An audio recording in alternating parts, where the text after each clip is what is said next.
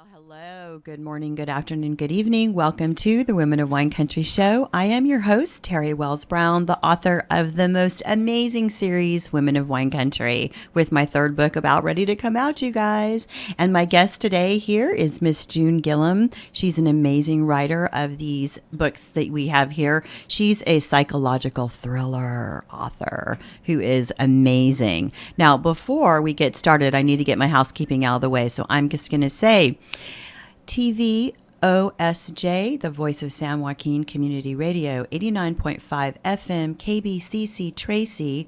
We are a local nonprofit multimedia community broadcasting network, and we're getting Terry Wells Brown used to saying that for when we're live on the air. It's going to be so fun. So welcome, June. Thank you for joining me today.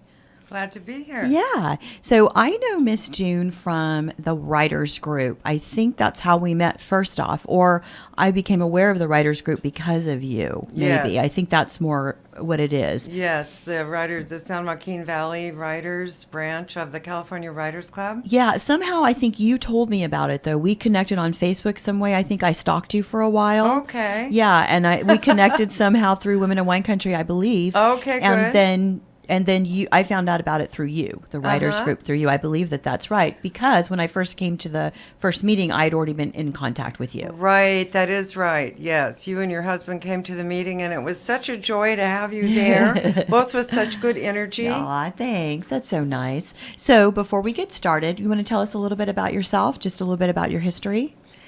Well, my connection to Stockton is that I started teaching full-time in the English department at Delta College in 1990, even though I lived in Sacramento. So I commuted to Stockton for years, even 5 days a week. And I loved the commute, actually, on I-5. Did you? Yes, I actually loved it. I loved driving by the vineyards. Yes. I loved that. I loved watching the grapes grow. Well, in 1992, we had a lot of other orchards as well back then, didn't we? We had cherry orchards. Yes, and yes, walnuts yes. and, Although a lot of those were in Linden. Yeah, okay. Yeah. Yeah. Yeah, so my connection to Stockton, then I taught in the English department for years in Stockton, full-time, and I taught creative writing. I taught writing fiction, writing short stories, and so then when I realized that our students didn't have any place to continue getting support for their writing, then I got together with Scott Evans, who teaches writing at UOP, and Scott and I started the San Joaquin Valley Writers branch of the California Writers Club to provide another support space for our students when they were finished with classes. And how many of your students actually joined the group? Only about 3. But yeah. boy, we've got a pretty good sized group now, though. But just this last meeting, another former student came. I was so amazed. She had saved her publication all these years. I always put together a booklet of the students' stories and had it printed for them to take a copy home as their final. And she had saved it all these years, and she's a new member. Oh, Just I'm this so past glad. month. It's not Melody, is it? No. Nope, different. Okay. I can't remember her name, but yeah, she'll be back. Good. Was she at the last meeting? Yes. Was it the gal with the short hair? Because we had a few new people at the meeting this last time. Yes, we did. We had about 4 new people. Which is nice. Yes, yes. I don't remember exactly what she looks like, only that she had such a heartfelt happiness to be back with me and the group. Oh, well, you're lovely. we're all blessed when we get to be with you. So it was just such a fabulous affirmation. Feeling to realize that someone had kept, because she was a student like 15 or 18 years ago in one of my creative writing classes. And she's kept that book all these years and kept writing.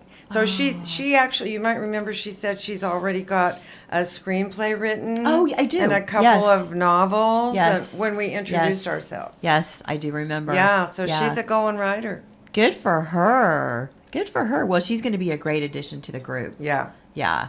Well, and then I'm sure that goes along with what Leslie, who is the San Joaquin Valley Writer President right now, Writers Group President, she is going to be in here in this station doing the radio plays. Now, the radio plays are like, what was it War of the Worlds was one of the radio plays used to be big back in the early 40s and 50s, right? Yeah.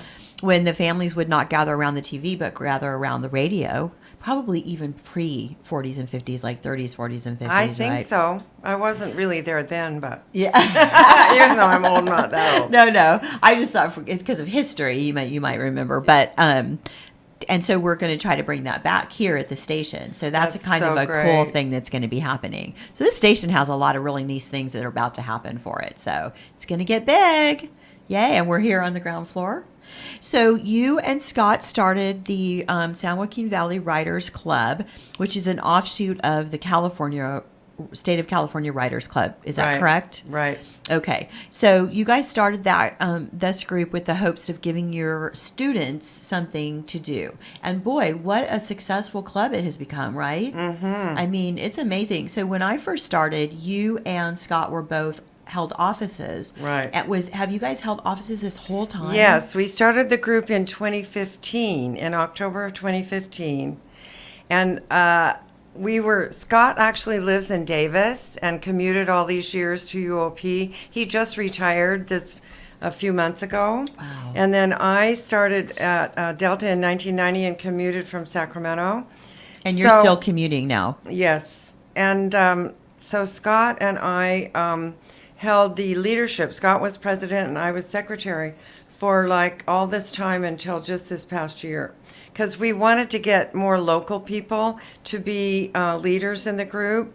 So it's been kind of a little slow process getting more and more local people. But now I think all the officers are the local writers. Oh, good. So do you hold office still? Because you're still I'm scheduling the program events. chair. Okay, gotcha. So I get the speakers. And Scott and I both have a lot of contacts because I actually lived in Auburn also, and Sacramento and Fairfield, and I belong to about 6 or 7 writers clubs. Yeah, you did. So I have a lot of contacts to try to reach out and get speakers, and same with Scott.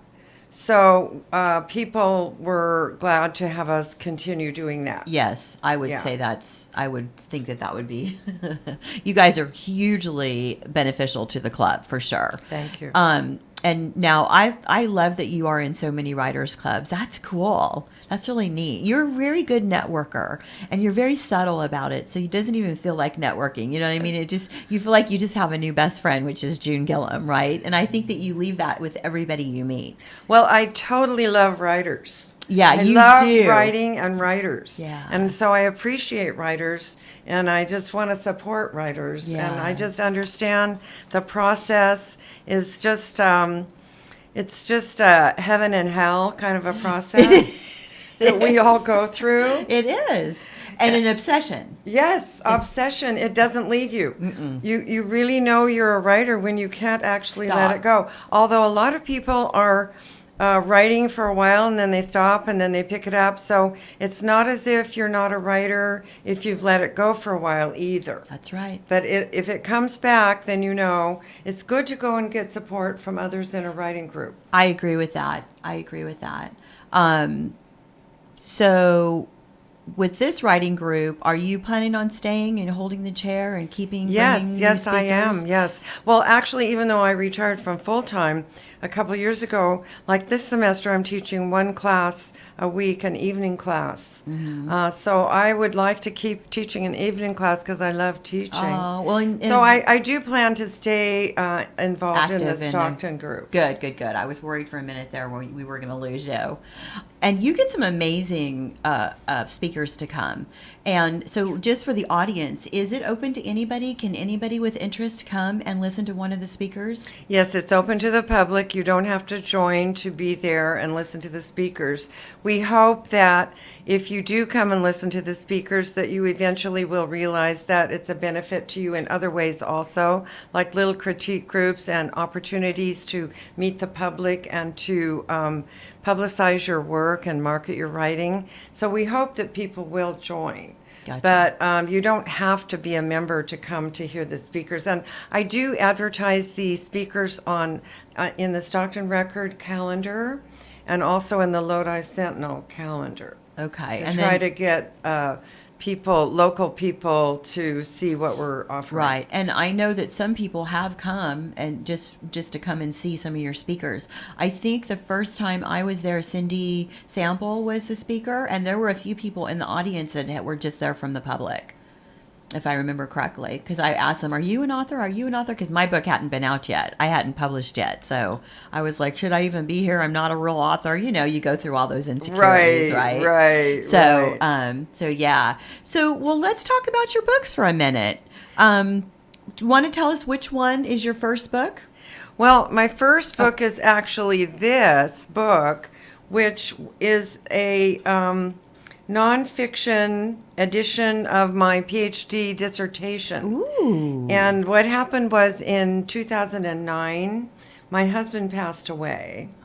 And I had published my dissertation in '03 when I got my degree. But since my husband had just passed away, I was kind of sort of in a space of feeling unsure and timid and and so this publisher, this Lambert Academic Press, offered to publish this book for me through their publication business. And so I went ahead and said yes, but I was brand new to the being published. I had actually written poetry for years. Oh, wow. Yeah, I got my master's degree with a specialty in poetry. Oh, wow. I didn't even know you could do that. That's amazing. Good for you. And my PhD dissertation was a cooperative inquiry with 7 women writing stories containing conflict. Ooh. So that was the project, and so then I wrote it up in the dissertation. Well, this company, Lambert Academic Publishing, wrote to me, and in those days I think it was an email. Yeah. I'm not sure what they do now, but I was so excited to have so they somebody. sought you out? Yeah, and they're located in Germany. Okay. So they sent me an offer to publish, and so we created it as a monograph. It has a slightly different title. It's Creating Juicy Tales, Cooperative Inquiry into Writing Stories. A small group journeys through action reflection cycles, a holistic method to improve craft. That's great. Well, it was great until I realized that I didn't have any control over many things, but especially didn't have any control over the price. Oh. So they priced it at $109. Oh. So I'm like, what? So I wrote back and forth to the agent man who was the editor, representative person, and there was no way, because it's an academic. So I didn't really understand the different kinds of presses. Yes. So it's an academic press, so they always charge more money because then they want to gouge students. I hate to say it, but it's true. It's terrible. So that was in '09. That was in 2009. And so did you sign off your rights to this book? Yes. Oh. Yes. Not really understanding the whole wherewithal of it all. Right. And it was a lot different. Publishing was a lot different back then, too. Right. A lot different.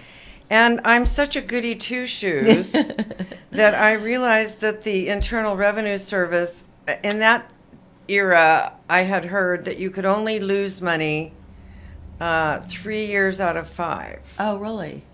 That you had to make a profit in 2 years out of 5. So I thought I better get busy and publish a book that was a lower price so that I could make a profit. And so this was my first published book that I published through my Gorilla Girl Inc. publication company. Okay. So I made my own publication company. Yep. And I published poems from my master's thesis. Okay. Plus other new ones. And I've been published in a lot of venues across the country. Uh-huh. So this is a collection of poetry that I started, so I published in 2012. So you could see that 3 years later. Yeah. And boy, I bet you learned a lot in those 3 years, right? And so then I did make a profit. Oh, yay. Yay. So I was doing the right thing by the IRS. So then you which I realized later that isn't even really true. Yeah. That isn't even really true. I know, but If it's you okay. can document it, you can keep losing money. But it propelled you, and that's all that matters, really. That's true. That is propelled true. you. So then I started also my fiction series, which is a series of suspense novels. Okay, wait. Where did this one fall Well, in? this one was is later Woman's on. Song. Yeah, I love this that. is more poems. So this one won a book award from the Northern California Publishers and Authors. Ooh, award-winning. She's one of And my award this one I winners. published in 2018. So some years went by. So it's I try to publish one a year, Oh, okay. Good for you. but I don't always make it. Yeah, I know. So where are we at? Is this the first one? The red one is the first one? So the blue one is the first one Okay, in the so we Hillary don't have Broom these in order. series. And the red one's the second one, right? Yeah. Okay, let's do it. That. So that is a Sorry, series- guys. Let This me- is I got it. there we go. This is tell us a little bit about your Hillary Broom series. Well, it features a redheaded reporter in her mid-30s when we start out. And her father was a reporter for what I call the LA Chronicle. Okay. Which is really the LA Times. Right. Based on my husband, who was an LA Times reporter Oh, that's for the Sacramento Bureau. Oh, I love it. Yeah. So her father is based on that. That's great. And so she ends up getting herself into lots of predicaments involved with. So in this one, she goes to interview the manager of a new superstore near Lodi. Okay. And the And do you superstore- call Lodi out in the book? I do, but not for everything. So some things are fictional. Right. So the superstore is located in a town I call Clearwater. Okay. And it's really near Liberty Road where there's that big open space. Yep. And so I have a superstore built there. And it's called Price Cuts. Okay. So she goes to interview the manager of the superstore because she's working for a small local weekly newspaper in Lodi. And it's something that she wants to keep a low profile because she ended up having panic attacks when she had to write stories about bad mothers. Ooh. So she's a reporter also. Right. So she was fine until she was assigned a story about a bad mother. And then she goes into a panic attack because her own mother abandoned her when she was 10. Good for you. Ran off to the South Pacific and abandoned Hillary. So whenever she's assigned a story about a bad mother, she goes into kind of It takes her back. panic attack. And so she ended up borrowing a few lines for her story from other sources. So she has this ethical problem. Oh, good for Yes, you. This is ethical deep. problem Yeah. that she wants to keep her byline kind of quiet and hidden because a bad boyfriend of hers in New York, where she just came back from getting a master's at Columbia in journalism, her boyfriend is threatening to expose what she did.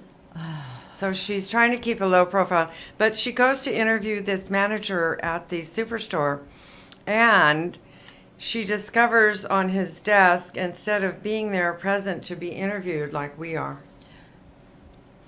he's in pieces. Oh, in pieces. On his desk. He's in pieces? Ooh, I love it. So the villain, I love my villains. Yeah, that's a dirty So villain my you got there. villain is a butcher who's gone berserk because that new superstore Has taken his business. ruined his shop. Oh, I Put love his it. shop out of business. I love it. So we basically have to see whether the Melvin the Mad Butcher will keep getting away with it, or will Hillary and her new love interest, Ed, So you have a the romantic. detective, You have a romantic it's type in. romantic also. Oh, I like it. That's Yeah. awesome. So we need to see if Hillary and Ed will be able to stop this mad butcher before he ends up killing somebody that's become like a mother to Hillary, Oh. a woman named Sarah. So somebody that she's finally able to connect with on that mother-daughter level, Yes. and now we have to worry about that. Ooh, and so I can see where the psychological aspect pops Yes. in. You're really gone deep. Good for you. Well, it was a little bit patterned after Psycho, the movie. Oh, okay. Where he has the mother who's Yes. yeah. Hey. So Melvin has a mother not too different from that mother. So mommy issues, right? Mommy, Yeah. we all have some sort of parental, some weird. And so then the second book, now all of these books are Hillary Broom, right? Yes. So they're all based on her. Yes. But in the second book, where is this one staged? That one's also in Lodi. Okay. And this one is centered around the problem with a family business, which is a housing development business, not unlike the ones that we have in Lodi, the Spanos. Oh, yeah. But not unlike that, but they are pretty good business, good people. And then Uh-huh. also we have in Manteca the Tony Ramos people Okay. that are great people. Yep.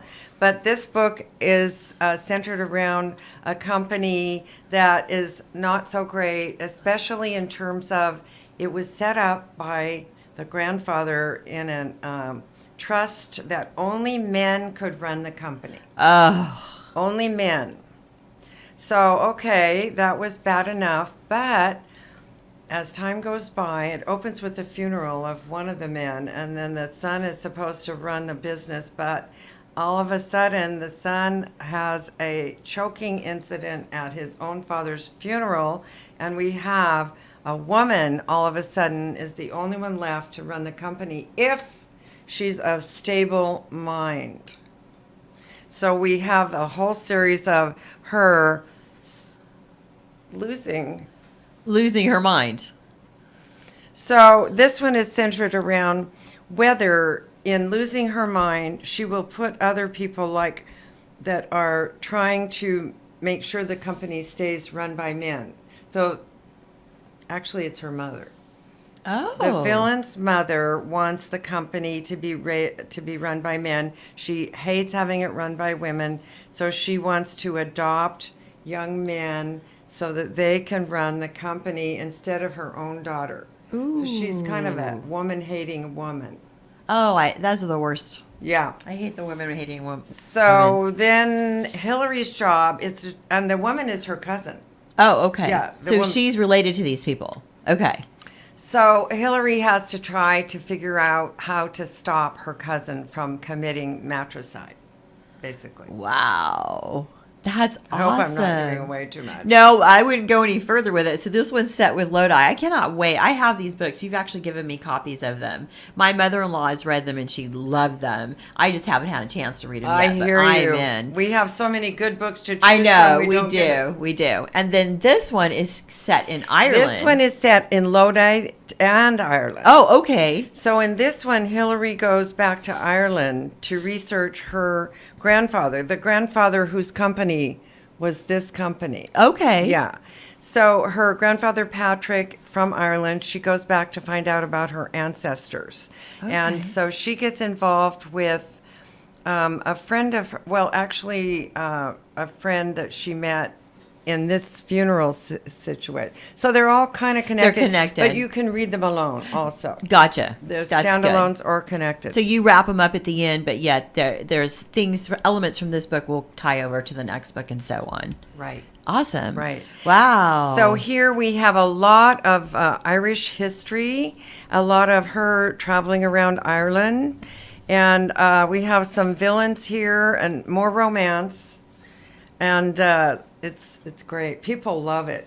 This one has 55 excellent reviews on Amazon. Oh, really? That's awesome. And now when did this last one come out?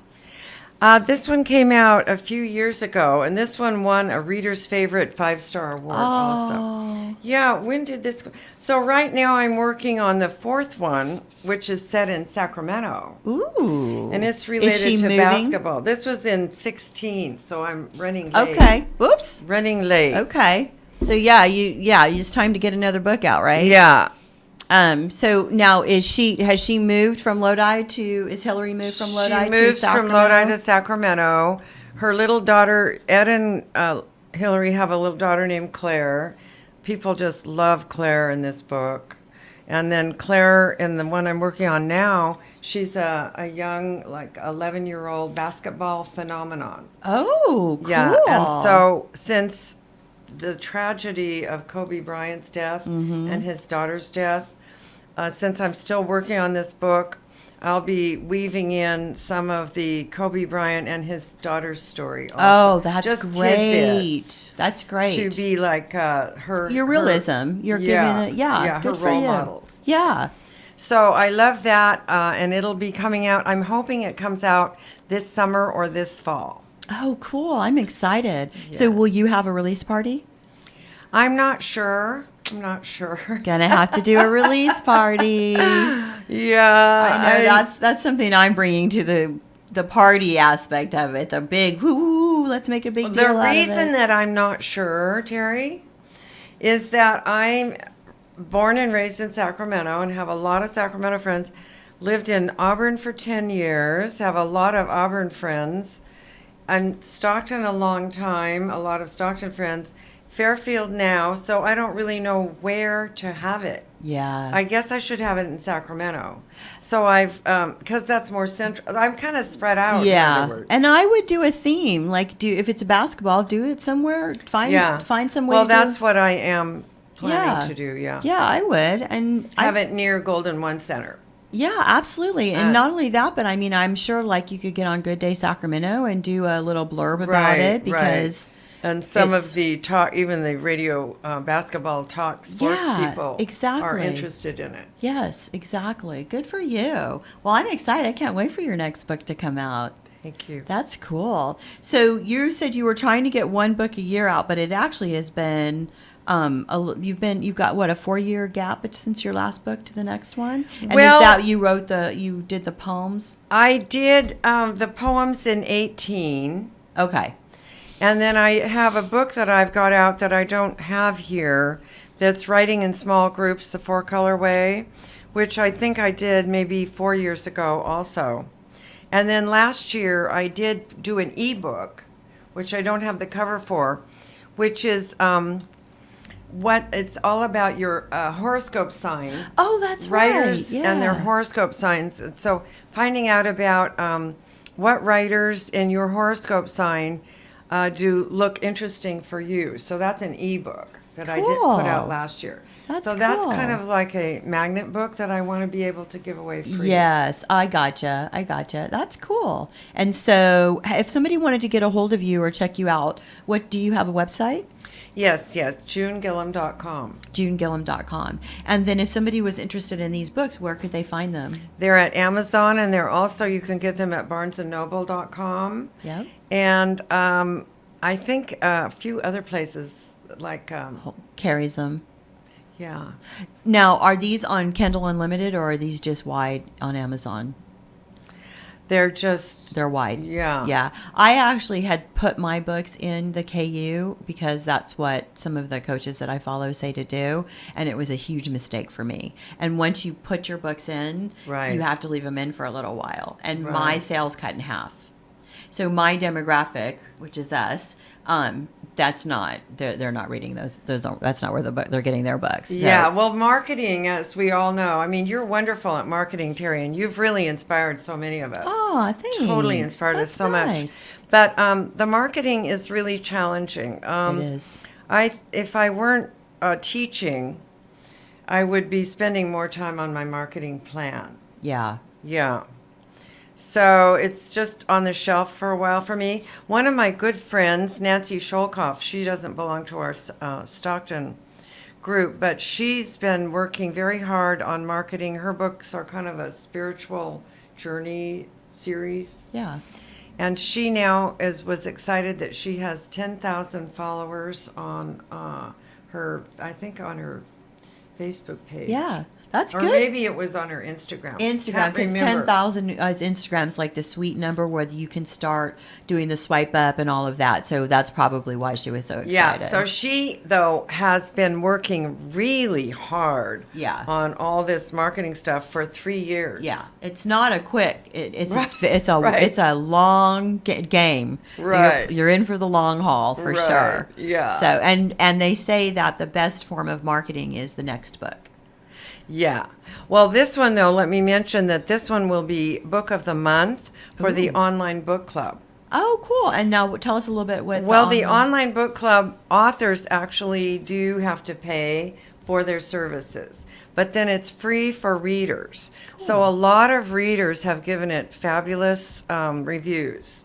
And the readers who review for online book club, they still have to pay for the book, but their reviews need to be at least 5 paragraphs, and they need to recount the story. Oh, really? And they need to also explain the reason for they have a 4-star system instead of a 5-star system. Okay. So mostly I have been getting 4-star reviews, which is super Great. exciting. Yeah. A few 3, no 2s or 1s. Good. Although I'll tell you a funny story about reviews. Yeah. For these 2 books, probably 4 or 5 years ago, we rented a house in San Diego by the water, by the ocean, and the house ended up having a lot of giant cockroaches in it, black ones, big black ones. And so it was like the worst house we ever rented in terms of grisly, creepy, gruesome factor. Yeah. So in order to try to help other people from renting this place, on the rental website, I can't remember which one, but they have a lot of rental websites. Yeah. I did put a review, but I think I gave it 3 stars or something. But I said it was great, which it was, except for these cockroaches. Yeah. And the owner, the next day, put 1-star reviews of both of those books, which this one hadn't been out yet. As retaliation. That was my first revenge reviews. That's terrible. 1 star, and she went on about it, and I know she had never read the books or even heard about them, but just because of my name. That is terrible. Well, you know what? One of my gals in my series is going to be a writer, and I think I'm going to rip that off. I think I'm going to steal that and put it in one of my books. Perfect. Because it happens almost to Revenge everybody. Review. Oh, it does. Yeah. My friend said, oh, yeah, we've gotten them also. Do you think that other authors can also be hard reviewers? I haven't experienced that. Yeah. No, I haven't. In fact, one of my favorite reviews of this one is from a colleague of mine, an English teacher who's also a writer. And she gave it a fabulous review. So I really respect that because she knows literature inside and out. Yeah. So I really loved her review, but I haven't experienced any of that kind of catty, you might call it catty or jealous or. Yeah. No, I haven't experienced any of that. And I often review my friends' books. Well, not often, but. You will. Yeah. And so I believe, like one librarian said at one of the conferences that I went to, she said that she believes that every book has an audience somewhere. Right. I agree with that. And there are readers who would really enjoy every book. So she tries to look for what in the book would appeal to the potential audience that she can kind of see for it. And that's kind of my attitude too. Yeah. Yeah. I haven't experienced a catty author review either, but I have an author friend who did. And so it really upset her. Yeah. You know, so sure. Yeah. And then they say, but another thing though to remember is that like Willie Brown, the former speaker of the assembly in Sacramento, he was a kind of a good friend of my husband's. And he said, in fact, we have a big poster of his where his picture's there, and it said, the only bad publicity is your obituary. So even like if no bad reviews, yeah, there's still a review. There's actually a mindset about that if you get a bad review and somebody just writes something scathing, there is a large part of the population that will actually come to your champion. Could be and that, yes, and that they actually will. So I did a lot of research on reviews just because it's easy to get your feelings hurt. I get my feelings hurt really easy. And so the best advice is don't read your reviews. Have somebody you trust read your reviews. And if they think you need to see something, to let you know. Otherwise, don't tell you the good stuff, don't tell you the bad stuff. Just look and see that you have your reviews, that your stars are intact, and go from there. So that's probably the best advice. And so that's what I've been doing. I let my husband and sons read my reviews. I do read mine, but not like right away. I do read the online book club reviews right away because they send you a link to them. And they're always so great. Although it's really funny that some of them think there are like grammar and spelling mistakes. And very few. Others say perfectly edited. I know. Yeah. I know. So the range of views of your book, it's wide. So wide. Yeah, so wide. For me, when I got my first book out, it had quite a few typos in it. I needed a proofreader, and I didn't know that that's what I needed. And so I had the editor, went and did the editor route and fixed all of those holes, did the beta reader route and did all those. But I didn't have somebody who looked at it again after, a final pass once it's formatted, because I had some formatting issues that nobody would have even caught till it was formatted, right?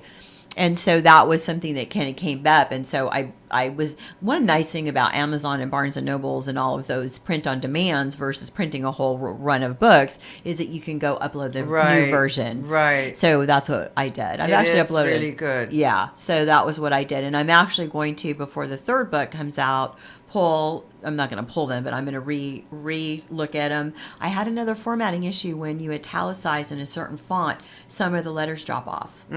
So nobody caught that. Even my proofreader didn't catch it. Yeah. Because it's easy to read and not see. So if it's just a D in italicize and a D only shows up like 4 times in the whole book, you'll miss it.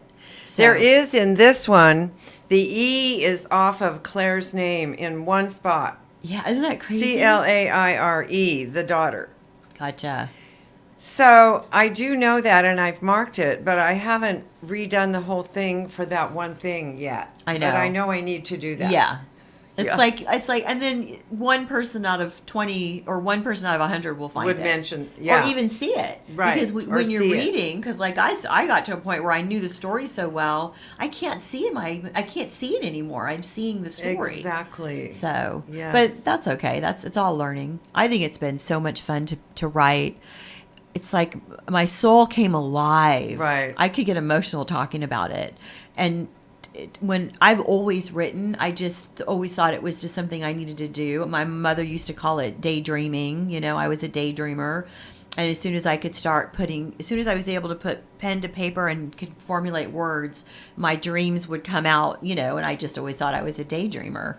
And so to be able to, at this age, make these stories of people I've been daydreaming about my whole life. These are my friends, right? That moved around military base to military base to military base with me. Yeah. And, to write about the charm bracelet that I wrote about when I was 7 years old.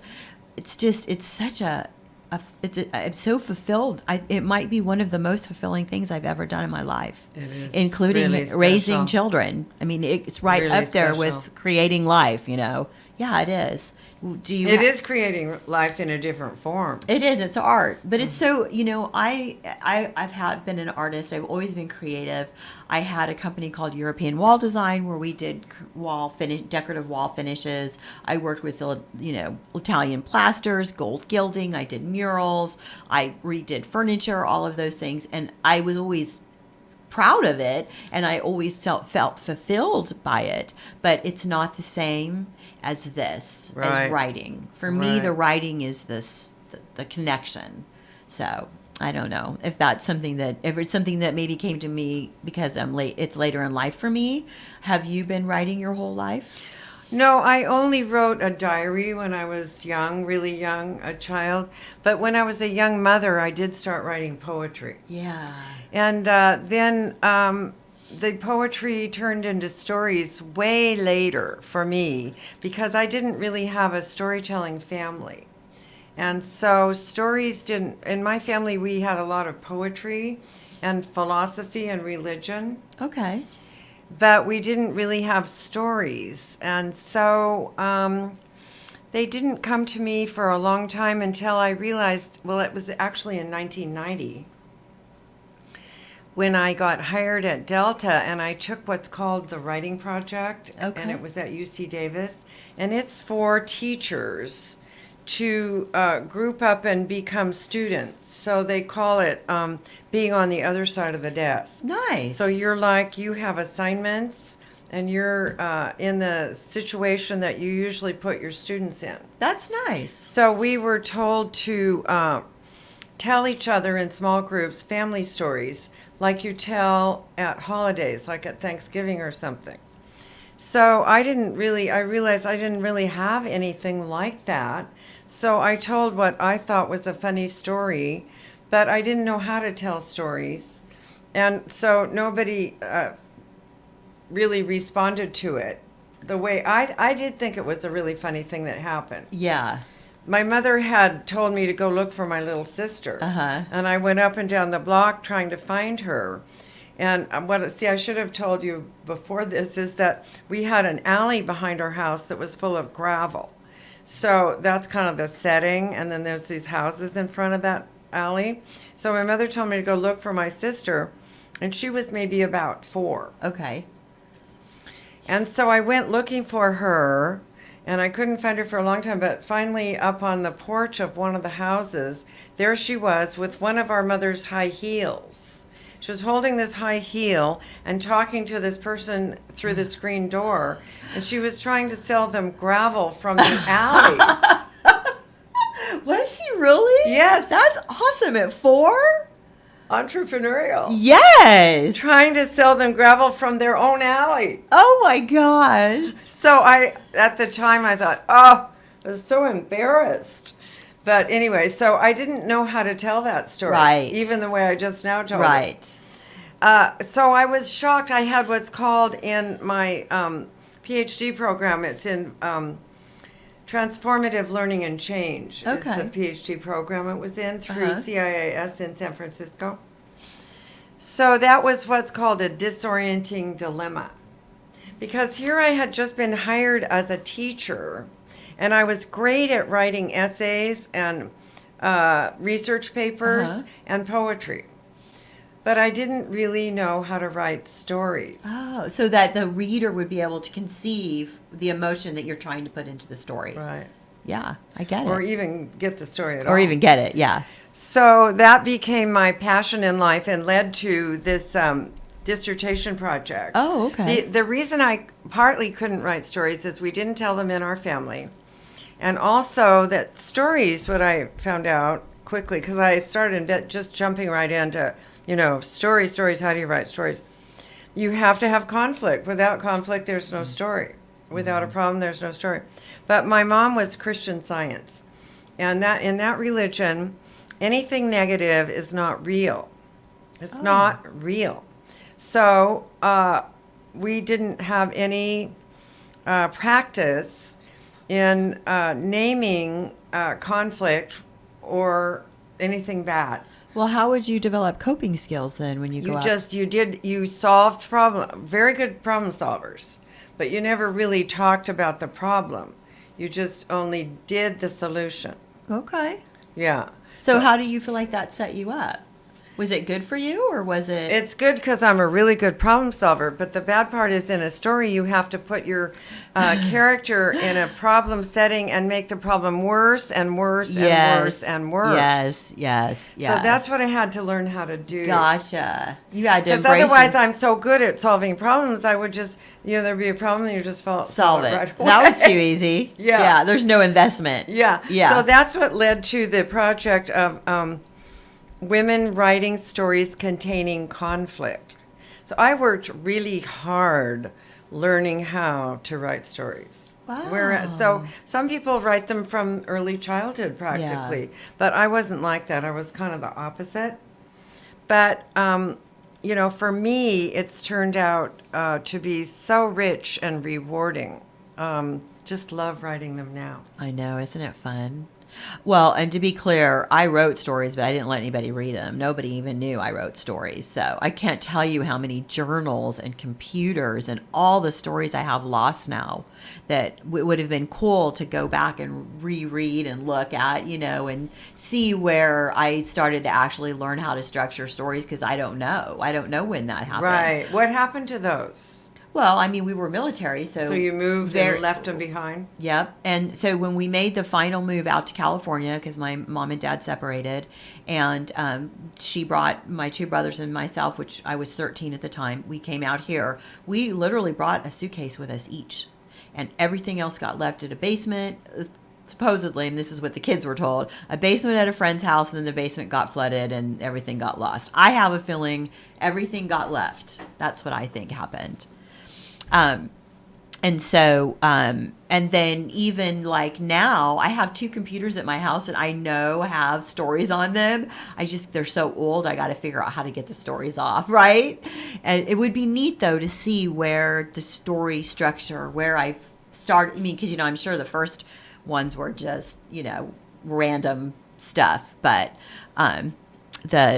at some point I was able to start structuring stories in a way that they would be relatable, because I didn't know, I was still writing stories, and it was just because I was sick and I was stuck in bed that I had all these, I had been writing and writing and writing. And finally my husband was like, well, what are you doing? What are you writing? What are you doing, with your time?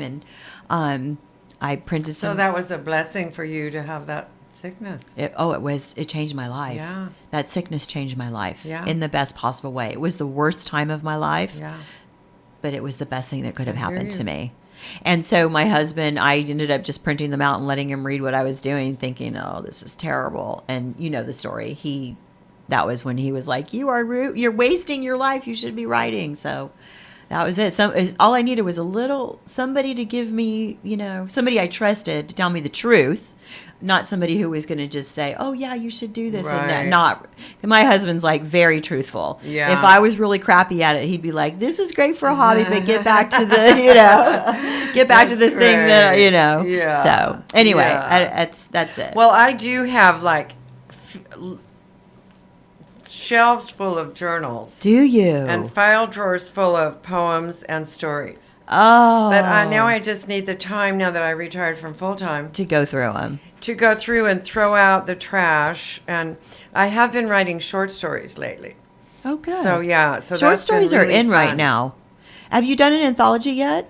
Yes. I'm yes. looking to try to do an anthology. I want to do an anthology. Well, no, not my own anthology. I've been in other anthologies. Yeah, that's what I want Yeah, to do. I want to Capital do Crimes. one. I want to. Oh, that's right. You said that. Yeah. Well, we've got less than 5 minutes, so let's talk a little bit about what you've got coming up that you want everybody to know about. Well, House of Hoops, which is set in Sacramento and is really centered around basketball in Sacramento, youth basketball, and it's the villain there is totally against any development in his beloved downtown neighborhood. He's totally against that.